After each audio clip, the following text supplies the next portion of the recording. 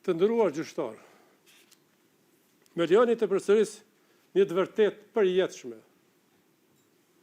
I vetmi, a më bash i vetmi, kundërshtar i imi, i popullit e Kosovës dhe i botës demokratike, ishte Slobodan Miloševići. Është e rëndë ta dëgjosh këtë akuzë. Veçanërisht kur gjatë luftës, unë nuk e dija nëse do të isha gjallë prej orës në orë e prej ditës në ditë.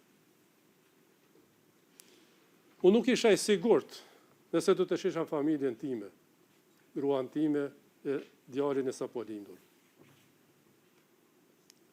E lere më të ndroja të ushtroja kontroll në Kosovë. Në Kosovën e pushtuar plotësisht për rreth 90 vite. Fakti që sa prej nesh sot jemi gjallë është krejtësisht rastësi dhe fat. Unë nuk u ktheva për të rrezikuar jetën time për kontroll dhe pushtet. U ktheva në atë dhe duke rrezikuar jetën time për liri dhe paqë. Pyetja që shtrohet sot është: morja kontrollit prej kuj? Kush?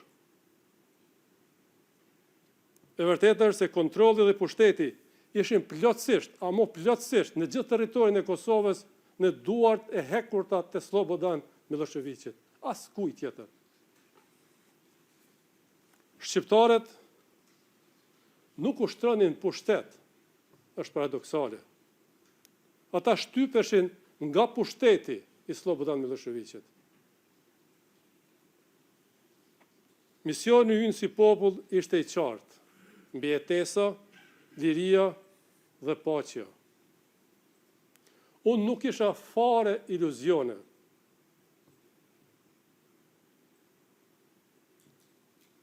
Por, shpresa e jone vetme për shpëtim ishte bota demokratike, Shtetet e Bashkuara të Amerikës dhe NATO. Prandaj tërë fokusi im ishte ndërtimi dhe forcimi i kësaj aleance. Për këtë qëllim, unë udhtova në shumë kryeqytete për t'i bindur për kauzën tonë të drejtë në Bruksel, Londër, Berlin, Paris, Bern, Oslo, Vjen dhe vendet e tjera. Por kudo që isha në kontakte vazhdueshëm me zyrtarët e administratës amerikane.